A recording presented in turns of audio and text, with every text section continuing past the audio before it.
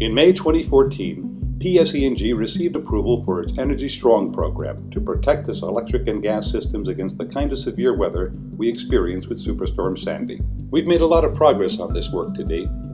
We've replaced 215 out of 250 miles of low-pressure cast iron gas pipes in flood areas.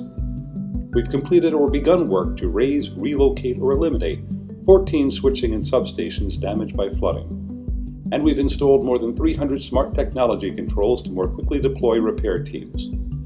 This work has the added benefit of creating about 2,000 jobs, providing an economic boost for New Jersey.